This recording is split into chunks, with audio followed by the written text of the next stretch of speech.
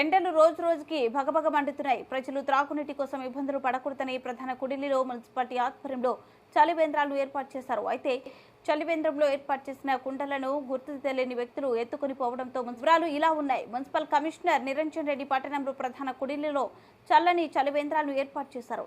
చలివేంద్రాల్లో మట్టి కుండలను ఏర్పాటు చేయడం జరిగింది. వాటిలో చల్లగా నీరు ఉంటాయని ఉద్దేశించి ఏర్పాటు చేశారు. కానీ తెల్లవారేసరికి చలివేంద్రాల్లో ఉన్న కుండలను గుర్తు తెలియని వ్యక్తులు తీసుకెళ్తున్నారని అధికారులకు సిబ్బంది సమాచారం తెలపడం, ఎక్కడ ఏ విధంగా ఇలా జరుగుతుంది ఏంటని అధికారులు కంగుతిన్నారు. ప్రతిరోజు 10 లేక 8 కుండలు తీసుకెళ్తున్నారని, మరలా కొత్త కుండలను తీసుకుని చలివేంద్రంలో ఏర్పాటు చేయడం జరుగుతుందని అధికారులు తెలిపారు. చలివేంద్రాలపై ప్రత్యేక నిఘా ఏర్పాటు చేయడం జరుగుతుందని తెలిపారు.